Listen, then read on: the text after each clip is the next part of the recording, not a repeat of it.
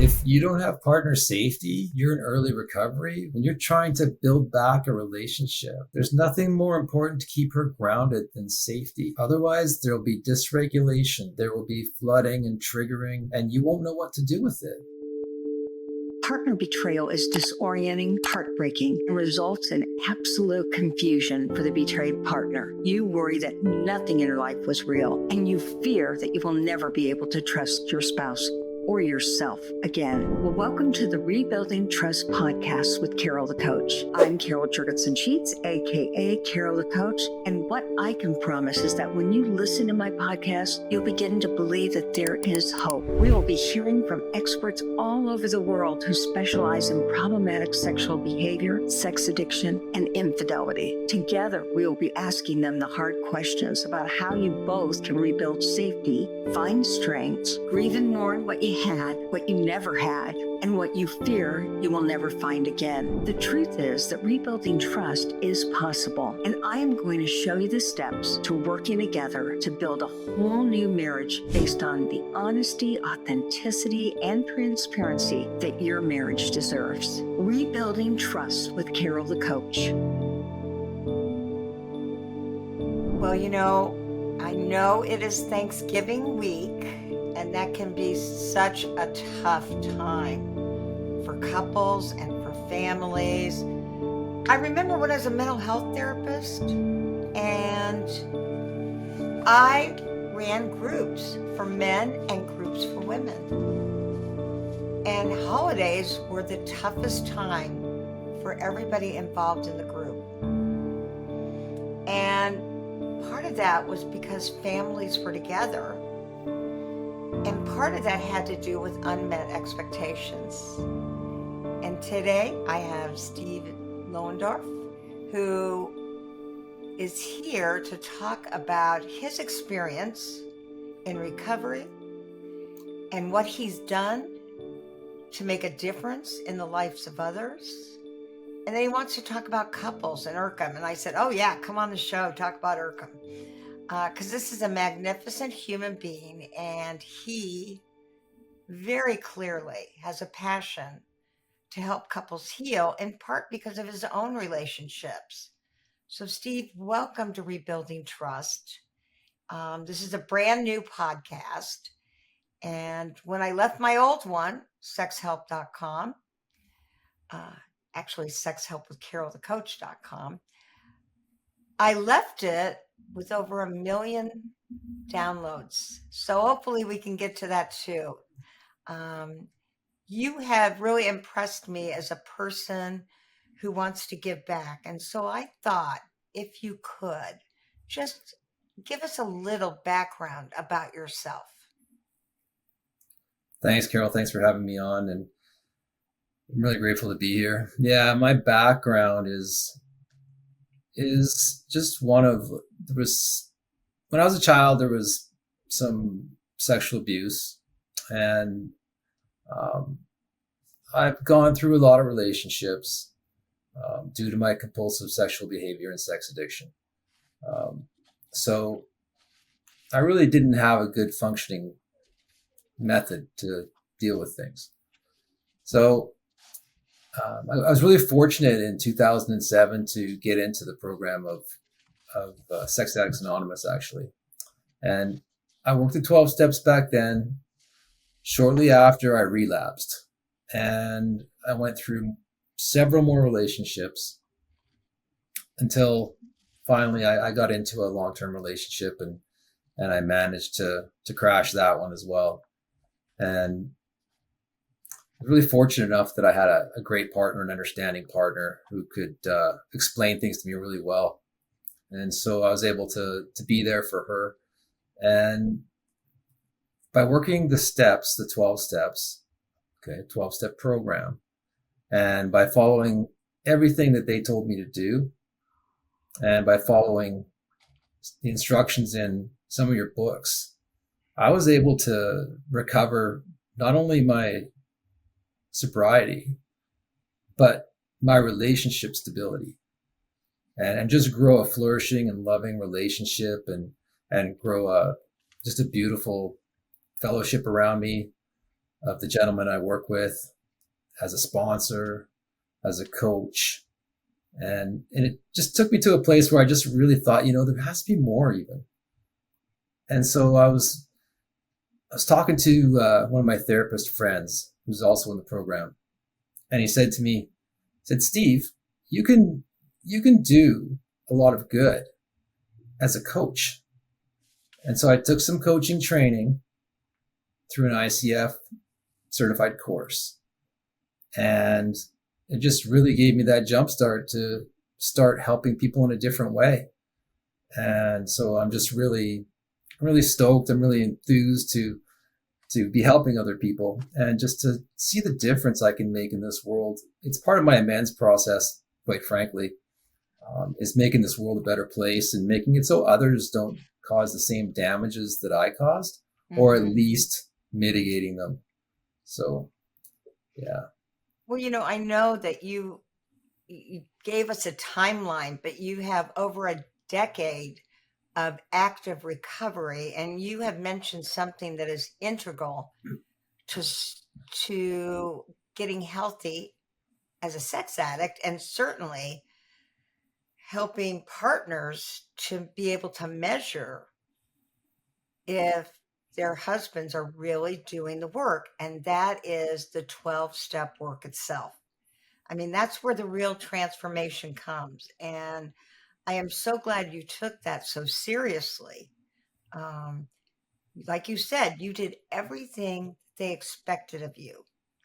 And it sounds like, I don't know this to be true, but it sounds like it was in direct proportion to how you felt you had harmed both yourself and other people. And so when you found the program, you said, I'm not going to reinvent the wheel. I am going to make a difference by following this pretty much to a T. And that's kind of what you expect of your sponsees. Wouldn't you agree?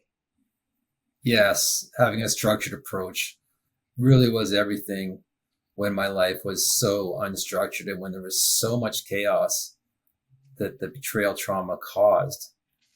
So, yes, Mhm. that Now, was.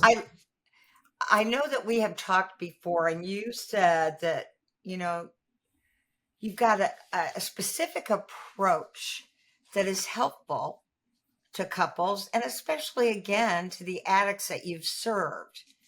Can you talk a little bit about what that approach is?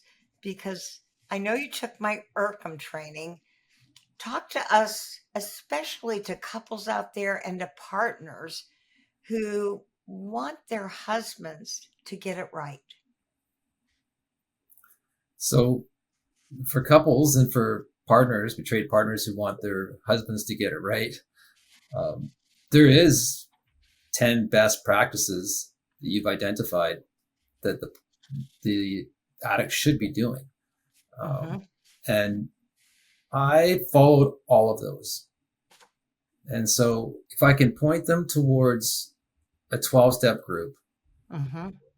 or a group that closely aligns with the principles of the 12-step group, then that's one thing that's going to make the betrayed partner feel safe.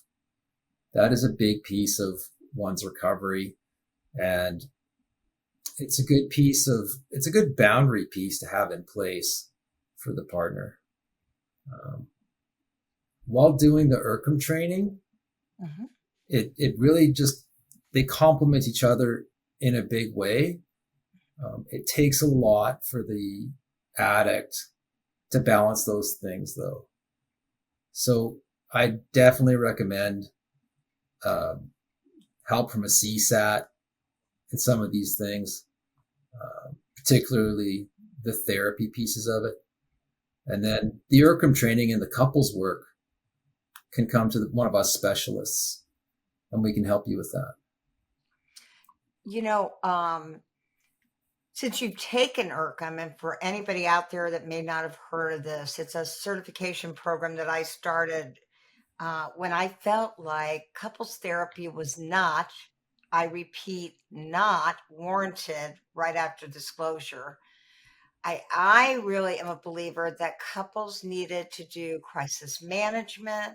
And we as professionals like Stephen and myself needed to help you with that, as well as a lot of psychoeducation about what is it to be an addict. And as a partner, what might it look like to feel safe? And as the addict, understanding the brain science of partner trauma, that she's not going crazy, that her prefrontal cortex is offline because of trauma. And so we just really believe that this early recovery couples work is necessary before you do a deep dive into couples therapy. And phase 1 of IRCM is at least to start out with 90 days recovery. 90 days recovery from any kind of acting out, any pornographic imagery. It's where you learn how to lead a clean life for at least 90 days. That way the brain fog has disappeared.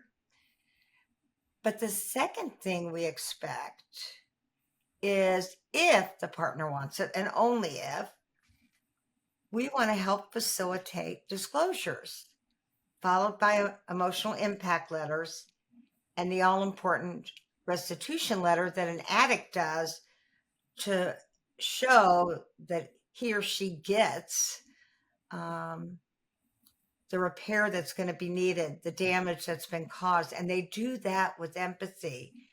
And I know that you, Steve, really believe that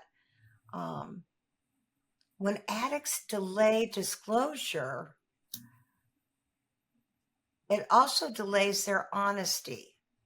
So can you share a little bit about your thoughts there? Definitely. I'd also just go back very briefly and touch on the couples therapy and the fact that early recovery isn't the time for couples therapy. We tried to go to couples therapy.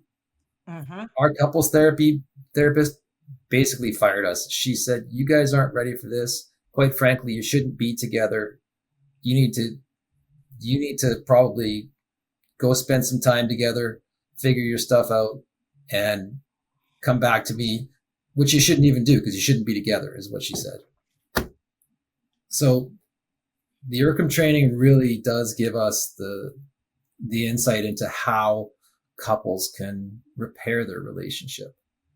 But the question was more, why do many addicts delay disclosure, and what finally shifts them towards full honesty? So mostly, the disclosure piece is a thing that scares the addict.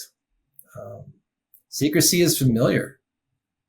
We convince ourselves that more truth means more damage. And so we stick to these partial truths or try to explain our behavior instead of owning the emotional impact. Shame says, if I say this out loud, everything will fall apart. Mm-hmm. So for me and the guys I walk with, the shift towards full honesty happens when the pain and consequences of hiding finally become bigger than the fear of the truth. And the 12-step group I'm part of has a structured process, as we spoke of earlier. We move men through these steps in a steady, reasonable time frame so nobody gets stuck. Found that a lot. Guys get stuck. And as soon as you start getting some traction, that traction needs to be maintained. People become idle and they just lose the focus. So it keeps you honest, accountable. It keeps you out of idle time when you're busy working recovery, and eventually into a spot of sponsorship where you can start living with integrity instead of secrecy. So, for me, a huge piece of this, and you talked about this a little earlier, was the disclosure and polygraph. Well, I did one in 2008. And that experience, quite frankly, it rattled me to my core because I failed it. Mm-hmm. I remember you telling me that. Mm-hmm. Mm-hmm. So, and why'd you fail it? It was really because of the expectations that I had on myself and the expectations that my partner had on me, and the fact that those weren't aligned. So in other words, I knew she wanted more from me than what the therapist was suggesting that I put in the disclosure. And I thought that would be good enough for me to pass, and it wasn't. Mm-hmm. So there needed to be absolutely full understanding of what she expected and have that match what I knew in my heart had to be on there. So, Well, and we do say that, so many addicts do it three different ways. They either give the bare minimum and hope that that's going to be enough, which it never is. And of course, they don't want to hurt their partner, but this process is about truth. And when you've got that kind of truth, then you have integrity. And then the second kind of addict is the one that thinks I can fool this test. I can fool the disclosure process. I don't have to do it their way. I can do it my way. And that's very much addict thinking. So we know that he or she, probably he, has a lot more to go in terms of their own recovery. And then I have never met anybody who messed up because of nervousness, but I do know that it is not easy to go in there, to be hooked up to all sorts of wires and not be nervous. And so a good polygrapher will know that too, and will build trust and make you feel at ease, and will give you questions that create a baseline. And if you spike a little bit, it doesn't mean you failed. It means there was something about that question that had a charge. I remember one of the men I worked with, the question was, have you told your wife everything about your sexual acting out? Well, he's an addict in recovery. And what he knew was he didn't know if he told her everything. He had absolutely been intentional with telling the truth, but there was still that little bit of doubt that could I have left something out, which then meant he spiked it and he felt like he failed. And so the polygrapher said, okay, we're going to clean this question up. And that's not going to be the question. The question is going to be, have you intentionally lied on this polygraph? Well, he knew he hadn't intentionally lied. And then he had a past polygraph. And, polygraphs in our field are somewhat controversial, more for the CSAT community than the APSATS community. Probably because APSATS is geared towards partners and CSATs are geared towards sex addiction. But we are coming together. We are learning who are good polygraphers, who does a good examination. And if I heard you correctly, you weren't ready to be 100% honest with that polygraph. Is that correct? I would have to say that's accurate. I would also add that when you talk about the nerves, I didn't have the nerves to ask enough questions either. So the nerves can come in before the polygraph as well, where we think everything's going to be led by the polygrapher, that we know we have a good polygrapher, and sometimes we might not. And I have to take responsibility for the fact that I wasn't ready for that, and that I didn't ask the right questions going in to make sure that the polygrapher and I were on the same page, and that my partner and I were on the same page, or ask him the proper questions to say, what do I need to do to pass this? Or what if I feel like she's expecting one thing and I'm delivering something a little bit different? Am I still going to pass this? So I didn't have the wherewithal to be in a space to ask the questions because I thought I could just do it my way. I was trying to control things still, essentially. Mm-hmm. And so what you've learned through IRCM and what you knew intuitively is that in a relationship, it is so important that the partner's needs come first and that her safety is of the utmost importance. And IRCM believes, again, that's the early recovery couples empathy model, that I created, that Steve attended and is trained in, Erkham believes that safety is expedited when you do what you need to do to help make her feel safe. And you would agree with that, wouldn't you? That's part of partner safety. That is one of the most important things you can talk about.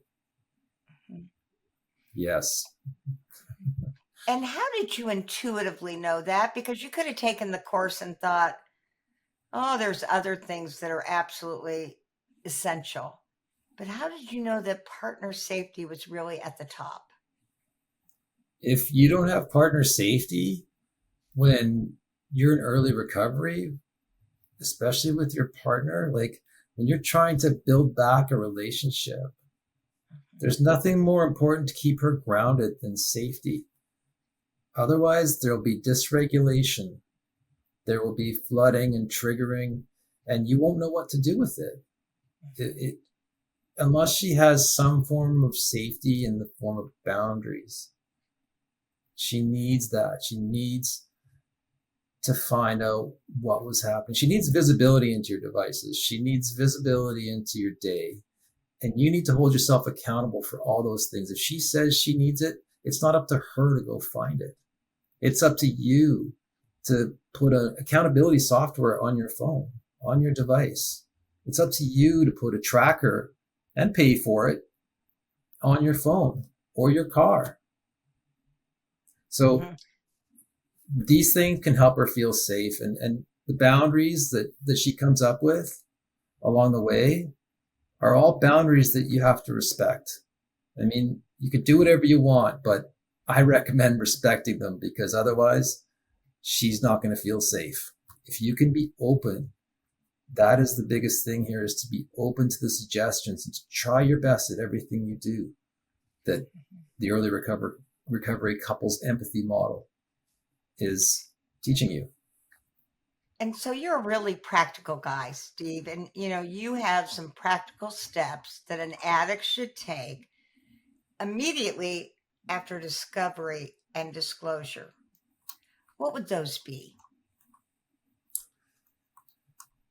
Oh yeah. So I mean, you're trying to stop the bleeding, right? Like Mhm. someone here is like pretty much dying right in front of you, and it's not even really figuratively. Um, it means you have to end your secrecy. You have to stop trying to manage information, and you have to shift as soon as you can into transparency. This Your partner's entire reality is blown apart. It's exploded. Your job now is safety. This isn't about self-protection anymore. And when one realizes that, there's an opening that allows for healing. Um, Again, with the phone being open, the bank accounts being open, deleting social media, accountability software, geolocations. These aren't punishments, they're lifelines. You have to look at them as lifelines. There was another thing, actually, it's funny because I had an experience when just before I took the polygraph, I was so nervous. And I told myself, I don't know how I got to this place. I think it was through meditation. And I told myself, this is something you're actually being given an opportunity to prove all the truths. And this was on my initial polygraph and on one of my follow-ups and I used it on my follow-ups because it allowed me to have gratitude for the polygraph rather than being so scared of it. It is an opportunity. And if you look at it like that, it's not a punishment, it's an opportunity to heal your relationship. Then you can have relationship repair too. Well, and this is the number one reason, Steve, and I will tell our listening audience this. It's the number one reason I like for men and couples to work with you, because you do a lot of reframing. And so much of what they're going to go through is hard work and it's scary. And when you reframe something and say, this is an opportunity for you to learn, or this is an opportunity for you to demonstrate, that you are willing to come to the plate and do what it takes, that really shifts that energy. That's a great coaching skill. That's what I talk to lots and lots of my coaches that are in supervision about, is shifting that energy. And I love that. And I've seen you do this. I love that you work really, well, I start saying work really hard, but it actually, you don't work hard. It is natural for you to look at, why should we be grateful for? Why should we be thankful that we're getting to do it this way? And when that happens, it makes recovery better. I mean, many men kind of doom and gloom recovery. Oh, I got to go to my meeting tonight. And instead, it really is something to get excited about. Say, what am I going to learn? What nugget am I going to have? How can I help somebody else today? And you do that beautifully. I highly recommend, if you're a couple looking for somebody to work with, Steve's your guy, especially because he's a coach and he can work with you anywhere in the world. And that's his special gift. He's been trained. He's been trained in addiction through his own life, and he's been trained in IRCM to help couples. And you've got impeccable standards. I love that. Thank you, Carol. Mm-hmm. One of the things that comes up for me is the gratitude and the reframing. And the gratitude, it's huge. I mean, when I think about my life, and all through my life asking myself, what is wrong with me? What is wrong with me? When you start thinking about going to a meeting, and when your whole life you've been thinking about what's wrong with me, hey, guess what? You identified it.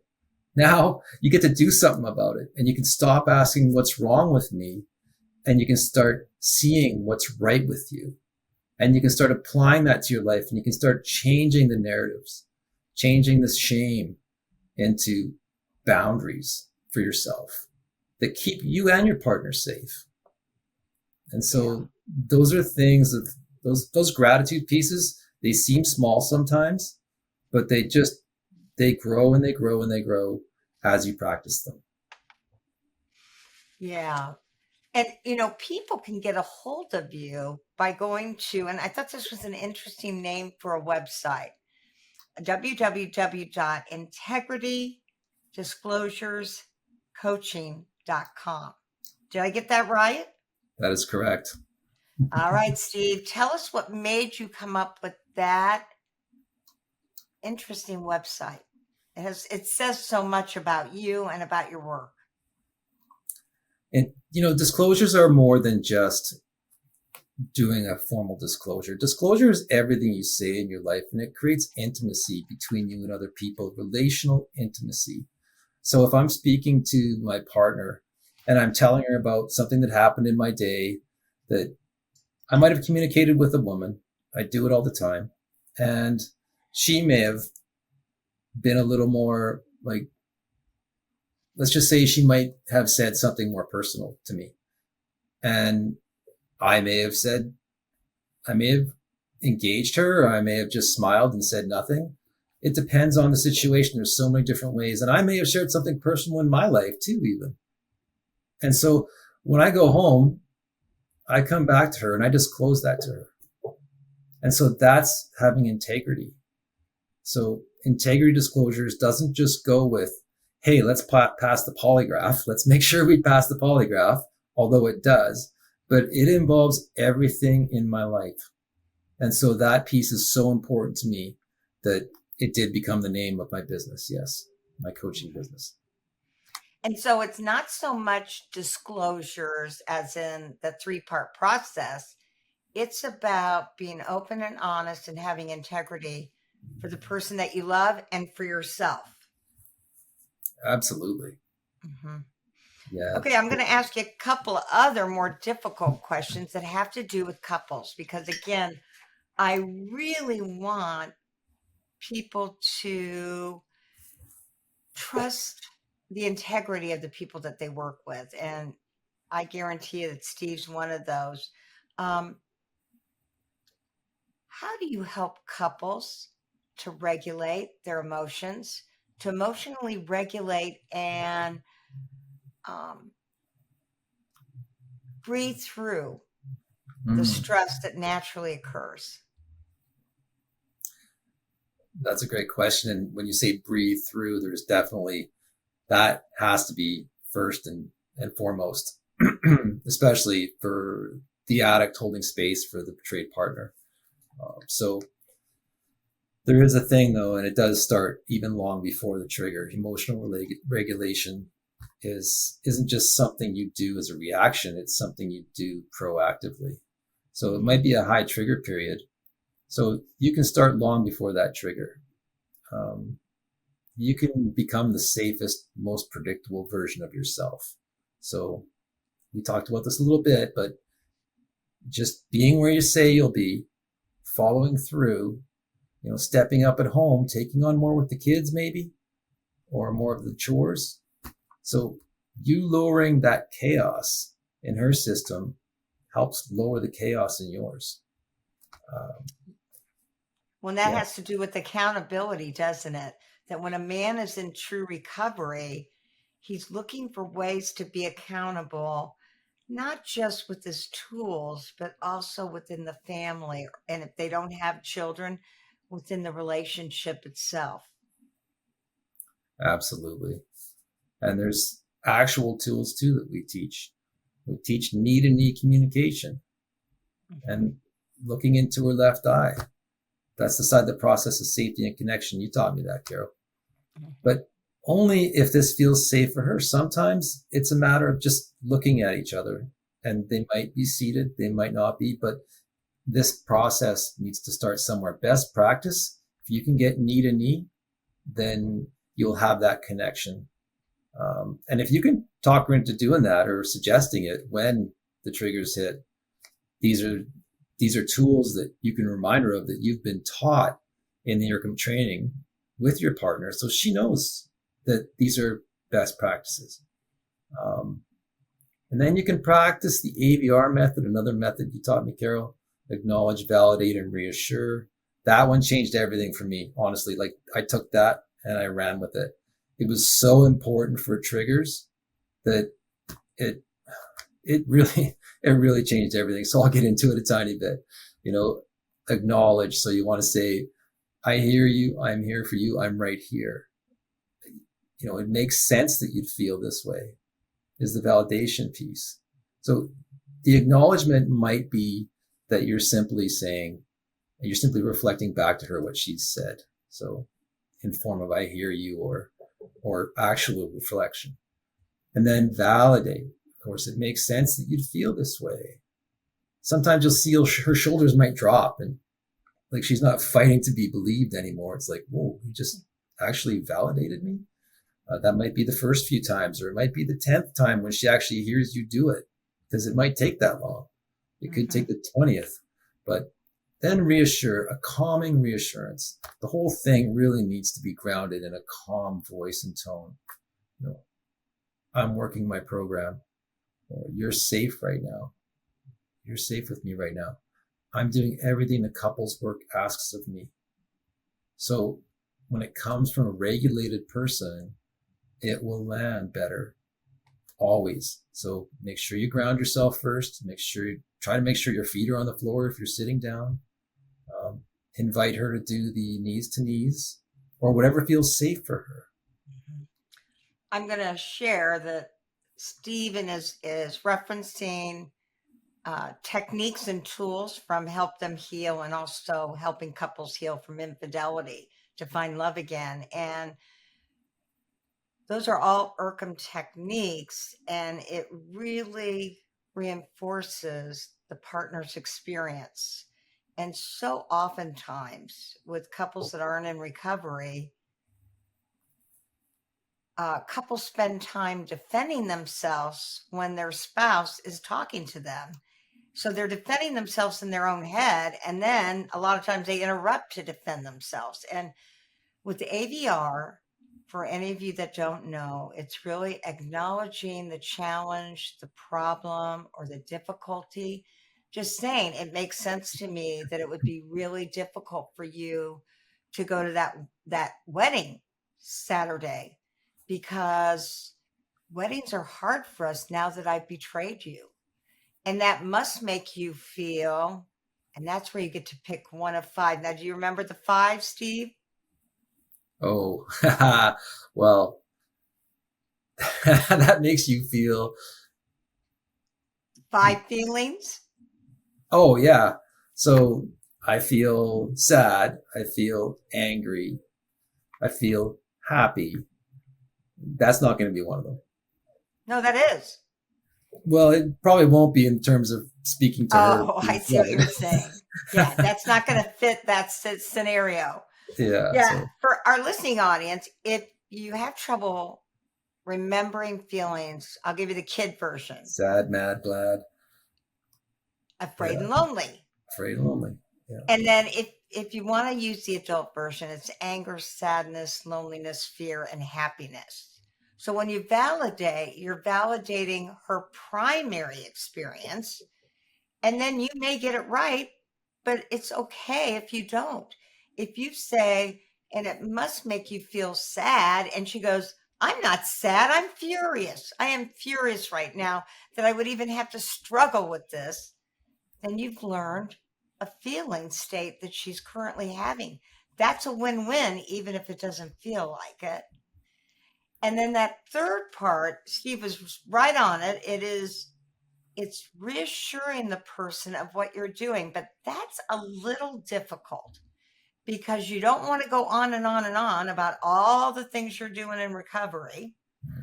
And you want to make sure it's measurable. So the last thing you want to do is say, and I want to reassure you that I'm in recovery right now.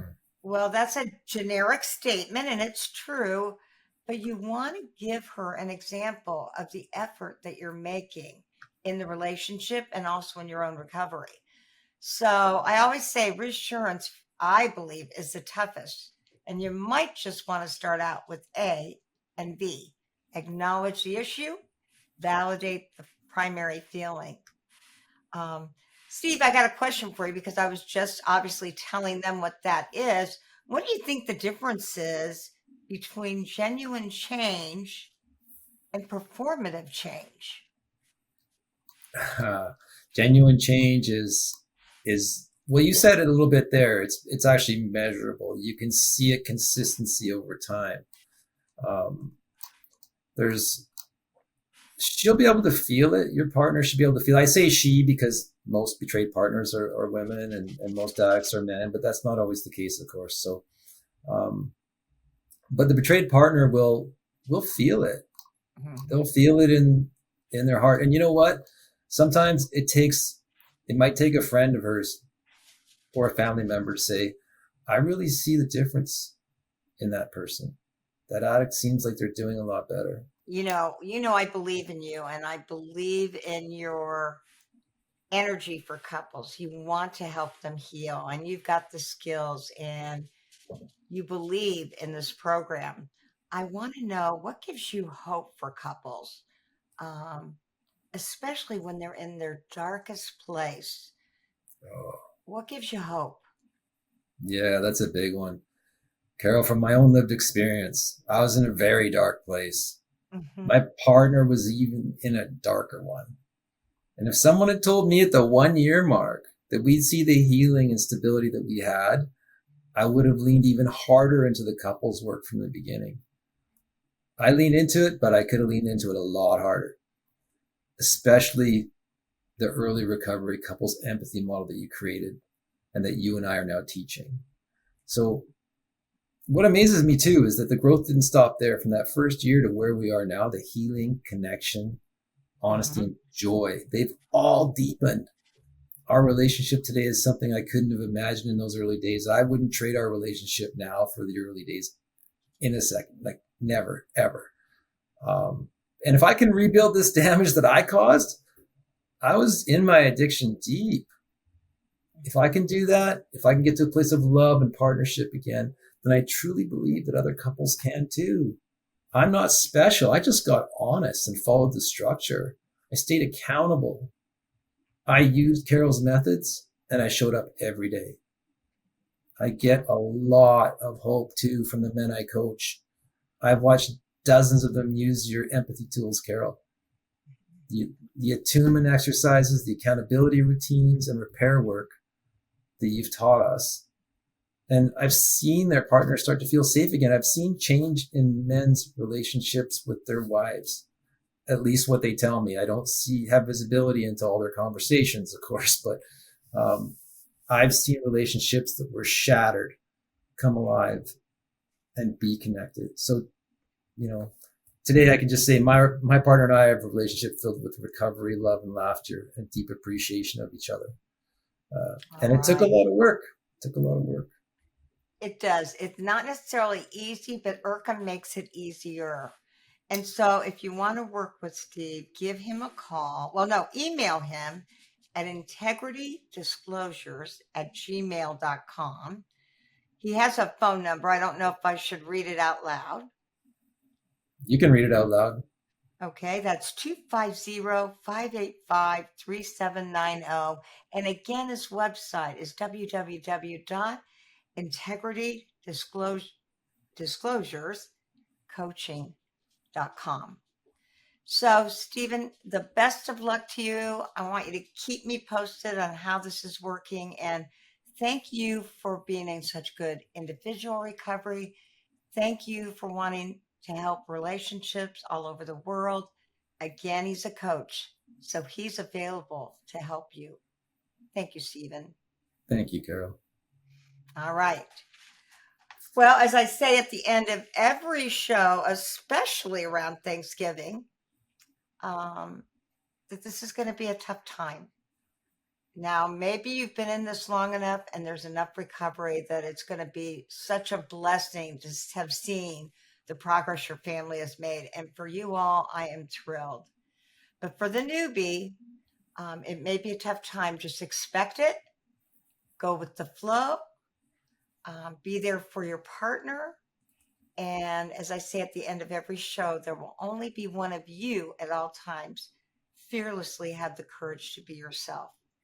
And we will see you next week.